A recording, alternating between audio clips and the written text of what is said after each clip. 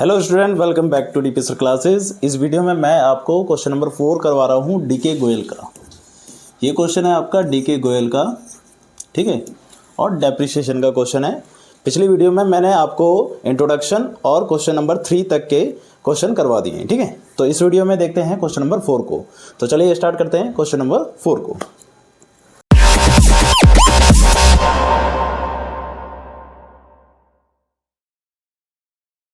देखिए, क्वेश्चन में मैंने आपको बताया था कि क्वेश्चन को करने का तरीका क्या है कि सबसे पहले ये देखिए कि क्वेश्चन स्टार्टिंग कौन से ईयर से हो रहा है और एंड कब होगा। जैसे कि 31 मार्च को होगा एंड, या 31 दिसंबर को होगा, ठीक है। तो ये सारी इन्फॉर्मेशन कहाँ मिल जाएंगी आपको, जो लास्ट लाइन होती है वहाँ पर, ठीक है।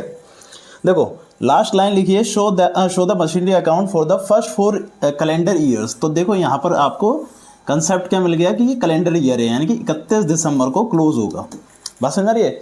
तो इसका जो ईयर बनेगा वो 1 जनवरी से लेकर 31 दिसंबर का बनेगा, ठीक है। और स्टार्टिंग कब से हो रहा है? ऑन 1 जनवरी 2020 से, ठीक है। तो ऑन 1 जनवरी 2020 से स्टार्ट हो रहा है। तो 2020 से स्टार्ट हो रहा है, ठीक है ना। सारी इन्फॉर्मेशन लिखते जाएंगे। जैसे कि क्वेश्चन कह रहा है on 1 January 2020 A limited purchase a machine for 2,40,000। तो सबसे पहले ट्रांजेक्शन आपने क्या करी है कि परचेज कराया आपने 2,40,000 का, ठीक है।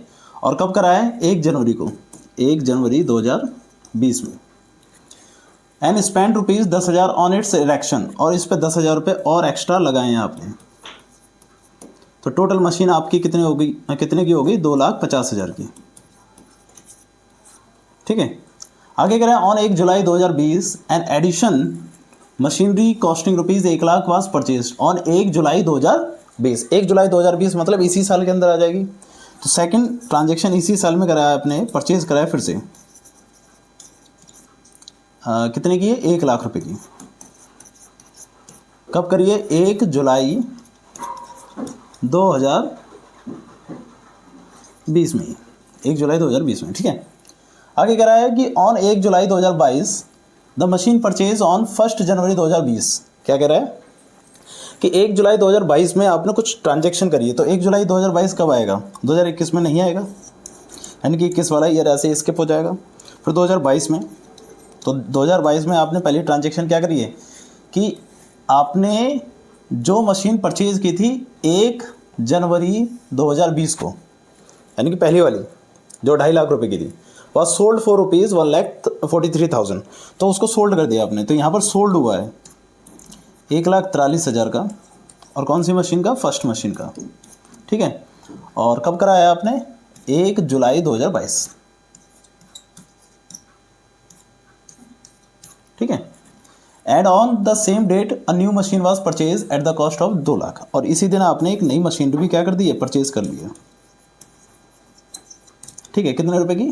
2,00,000 रुपए की, यानी कि डेट क्या रहेगी? 1 जुलाई 2022, ठीक है। इस तरीके से ये इन्फॉर्मेशन लिख लिया हमने। और आगे क्वेश्चन कह रहा है कि कैलेंडर ईयर लगाना है और डेप्रिसिएशन लगाना है 5% per annum.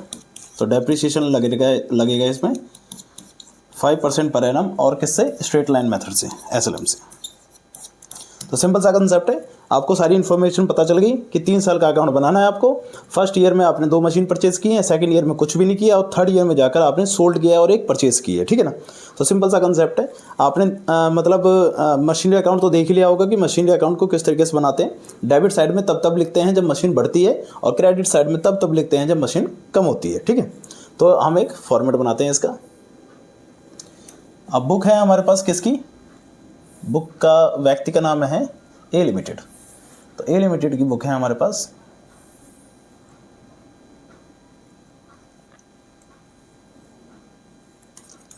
In the books of A limited machinery account बना रहे हैं हम।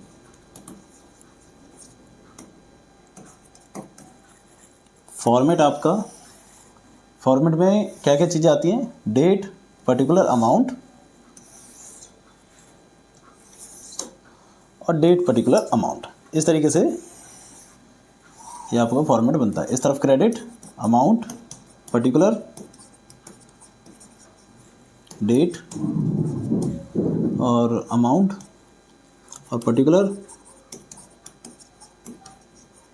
और डेट, और इस तरफ डेबिट साइड। ठीक है, ध्यान रखना इस तरफ बढ़ते समय आएगा और इस तरफ घटते समय आएगा। जब जब मशीन बढ़ेगी तो डेबिट और जब जब घटेगी तो क्रेडिट। बढ़ती किस वजह से? परचेज की वजह से, और घटती किसकी वजह से? डेप्रिसिएशन और सेल की वजह से। ठीक है, सबसे पहले आपने क्या करा था, देखो फर्स्ट ईयर था कि फर्स्ट ईयर में आपने परचेज करा था 2.5 लाख रुपए का। अब इसमें 10,000 जो आपने एक्स्ट्रा ऐड करे हैं वो डायरेक्टली लिख देंगे 2.5 लाख रुपए, उससे कोई फर्क नहीं पड़ता। 1/1/2020 में आपने परचेज कराया, 1/1/2020 में परचेज कराया तो लिखेंगे टू बैंक अकाउंट, और फर्स्ट मशीन आपने परचेज करी है कितने की? 2.5 लाख रुपए की। ठीक है, इस तरीके से डेप्रिसिएशन तब तक नहीं लगाते जब तक आप सारी ट्रांजैक्शन को रिकॉर्ड नहीं कर लेते। तो सारी ट्रांजैक्शन रिकॉर्ड करिए फर्स्ट ईयर की। तो फर्स्ट ईयर में और कोई ट्रांजैक्शन है? हाँ, सेकंड ट्रांजैक्शन में 1 लाख रुपए की आपने 1 जुलाई को परचेज कराया, तो 1/7/2020 को ही आपने टू बैंक दोबारा मशीन परचेज करी है, सेकंड वाली कितने की? 1 लाख की। ठीक है, अब इससे क्या हो गया कि आपने सेकंड जो दोनों मशीन थी वो रिकॉर्ड कर दी। अब आपके पास इस ईयर में कोई भी ट्रांजैक्शन नहीं बची। देखो इन चीज़ों का लिखने का फ़ायदा यही होता है कि आपने ये लिख दिया ना, अब आपको क्वेश्चन को पढ़ने की जरूरत है ही नहीं, बस इतना ही ध्यान रखो और सारा क्वेश्चन ईजिली तरीके से हो जाएगा। फिर क्या है कि यहाँ पर अब आपको डेप्रिसिएशन लगा देना है, तो यहाँ पर आ जाएगा, डेट आ जाएगी 31/12/2020। ध्यान रखना 31/12 आएगी, क्यों?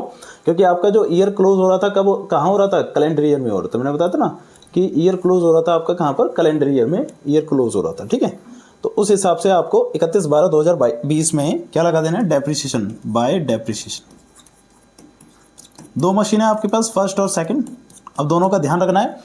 एसएलएम से निकाल रहे हैं, एसएलएम मतलब original cost value method. Original cost value method ये कहता है कि जितने की मशीन परचेज की थी हर साल उसी पर क्या लगता जाएगा? डेप्रिसिएशन लगता जाएगा। मतलब हर साल इस 2.5 लाख पे और 1 लाख पे डेप्रिसिएशन लगेगा। बट ध्यान रखना, टाइमिंग का ध्यान रखना कि कितने साल हमने उसे यूज़ करा है, कितने महीने यूज़ किया है। जैसे कि 1/1/2020 में खरीदी थी, 31/12/2020 यानी कि पूरे साल हो गया, तो पूरे साल का 2.5 लाख रुपए पर लग जाएगा 5%। तो 2.5 लाख का 5% हो जाएगा आपका 12,500। ठीक है, और फिर यहाँ पर 1 लाख का 5% 5,000 रुपये हो जाएगा। और 5,000 रुपये कितने महीने यूज़ किया? देखो एक साथ से, यानी कि जुलाई से, जुलाई अगस्त सितंबर अक्टूबर नवंबर दिसंबर, यानी कि 6 महीने का डेप्रिसिएशन लगेगा। सिंपल सा कंसेप्ट है कि पूरा 1 लाख पे 5% तो लग रहा है 5,000, तो 6 महीने का कितना लग जाएगा? उसका हाफ, यानी कि 2,500 रुपये,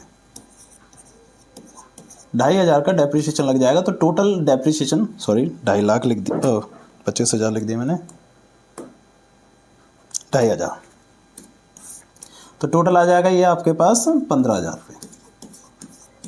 ठीक है, और इसी तरीके से फिर 31/12/2020 को बाय बैलेंस CD निकल जाएगा, फर्स्ट और सेकंड मशीन। तो फर्स्ट मशीन देखो 2.5 लाख रुपए की थी, 2.5 लाख में से 12,500 गए तो 2,37,500, 1 लाख में से 2,500 गए तो 97,500।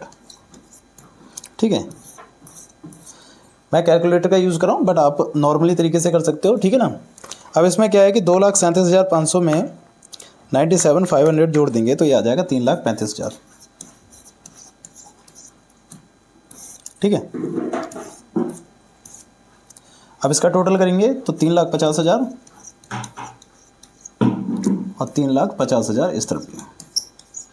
ठीक है, फिर नेक्स्ट ईयर में आपको ध्यान रखना है कि नेक्स्ट ईयर में आपने कुछ नहीं करा, ट्रांजैक्शन कोई नहीं करी, बस क्या करना है फिर बैलेंस सीडी को बैलेंस बीडी बनाना है और फिर डेप्रिसिएशन लगा देना है। इस ईयर में आपने कुछ नहीं करा। क्या जाएगा 1/1/2021 to balance BD first and second machine. तो फर्स्ट मशीन आपके पास क्या है 2,37,500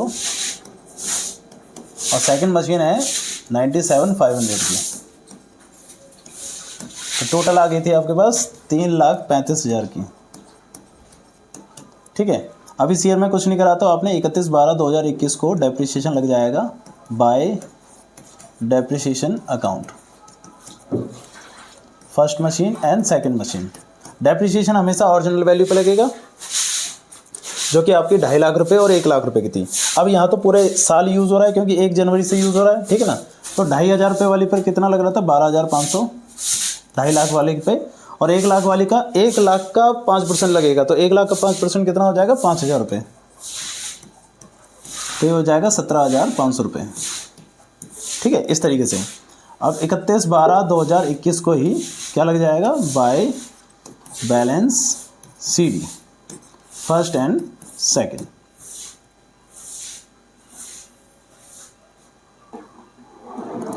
तो अब मशीन कितने की, देखो 2,37,500 की थी, 2,37,500 में से 12,500 फिर से चले जाएंगे तो 2,25,000 की बचेगी ये। और 97,500 में से 500 गए तो ये 5,000 माइनस होंगे 92,500। इसका टोटल कर लेते हैं 92,500, तो ये हो जाएगा 3,17,500 इस तरीके से। और फिर बैलेंस निकाल देते हैं 3,35,000 और 3,35,000, उसमें से माइनस तो हो चुका है, माइनस करके 3,17,500 आ गया। अब ये इधर आ जाएगा 1/1/2022 को to balance BD first machine and second machine. तो फर्स्ट मशीन है 2,25,000 की और सेकंड मशीन है 92,500 की, टोटल है 3,17,500। अब यहाँ थर्ड ईयर में क्या कह रहा था क्वेश्चन कि मशीन को आप सोल्ड कर रहे हो, कौन सी वाली मशीन को, फर्स्ट वाली मशीन को आप सोल्ड कर रहे हो।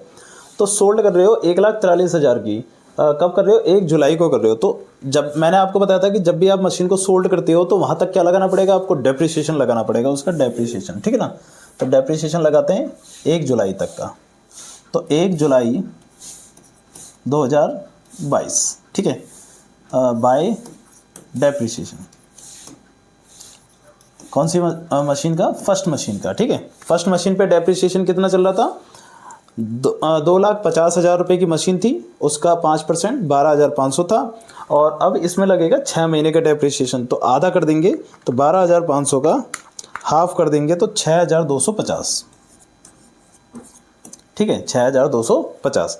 अब आपको ध्यान क्या रखना है कि मशीन थी 2,25,000 की, 1/1/2022 को मशीन थी कितने की, 2,25,000 की, उसमें से 6,250 रुपये और कम हो गया आपका, ठीक है। तो 6,250 रुपये और कम कर देंगे, यानी कि 2,25,000 रुपये में से 6,250 आप क्या कर दोगे, माइनस कर दोगे 6,250, तो ये आ जाएगा 2,18,750 इस तरीके से। तो 2,18,750 वाली मशीन को आपने कितने में बेच दिया, 1,43,000 में, ठीक है। तो बताओ मशीन इतने की थी और बेच कितने में दिया, तो हमें लॉस हो गया कि नहीं हो गया, हो गया। तो 143,000 में अगर बेच दिए तो 75,750 रुपये का क्या हो गया, हमें लॉस हो गया, 75,750 रुपये का लॉस हो रहा है।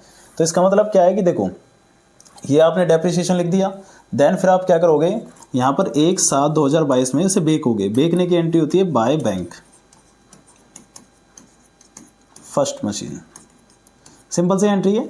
जब आप खरीदते हो तो इस तरफ आता है टू बैंक, और जब बेचते हैं तो बाय बैंक, ठीक है। और 1/7/2022 को अब आपको लॉस भी हुआ है तो उसे बाय P&L अकाउंट में लिखते हैं, ठीक है।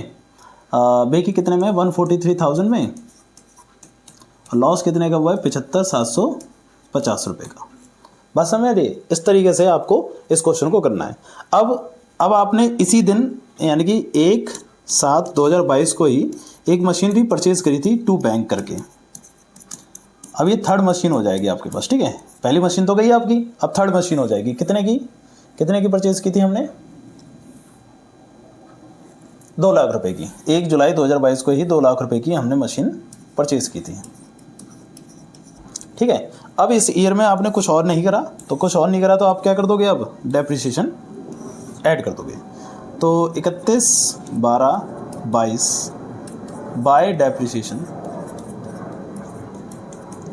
फर्स्ट तो गई, सेकंड एंड थर्ड। सेकंड वाली मशीन की ओरिजिनल वैल्यू क्या थी, 1 लाख रुपए, 1 लाख का 5% 5,000 रुपये, तो इस पर तो लग रहा था हमारा 5,000 रुपये। अब ये दूसरी वाली मशीन है, ये 6 महीने यूज़ हुई है, तो इसका मतलब 2 लाख का 5% 10,000 रुपये हो गया, और 6 महीने का हिसाब हो गया तो 5,000 रुपये हो गया इसका भी, ठीक है। तो यहाँ पर भी आपका 5,000 रुपये आ जाएगा, तो टोटल आ गया 10,000 रुपये, ठीक है। और फिर बैलेंस निकाल देते हैं 31/12/2022 का by balance CD second and third machine. तो मशीन कितने की थी, 2,25,000 का, 2,25,000 में से 5,000 माइनस 92,500 की मशीन थी, 92,500 में से 5,000 गए तो 92,500 में से 5,000 माइनस हो जाएंगे तो 87,500, ठीक है। और 2 लाख में से 5,000 गए तो 195,000। इन दोनों को ऐड कर देते हैं, 2,82,500, ठीक है। इसका टोटल कर लेते हैं। इस तरफ का टोटल आ जाएगा 5,17,500, इसका भी टोटल यही आ जाएगा 5,17,500, ठीक है। तो इस तरीके से ये टोटल आ गया और ये आपका अकाउंट क्या हो गया, कंप्लीट हो गया। सिंपल सा क्वेश्चन था, ज़्यादा कुछ इसमें था नहीं, ठीक है। बस एक चीज़ बताना चाहूँगा कि जब भी आप क्वेश्चन को करो तो सबसे पहले जो गिवन दे रखा है उसको इस तरीके से लिख लो। इससे क्या है कि आप बार बार क्वेश्चन को रीड करने की आपको ज़रूरत नहीं पड़ेगी, ठीक है। तो ये क्वेश्चन मैंने आपको करवा दिया। क्वेश्चन नंबर था 4th DK गोयल का, ठीक है। तो मिलते हैं फिर अगले क्वेश्चन के साथ। अगर आपको क्वेश्चन समझ में आया तो लाइक ज़रूर करें और कमेंट ज़रूर करें कि आपको क्वेश्चन समझ में आया या नहीं आया।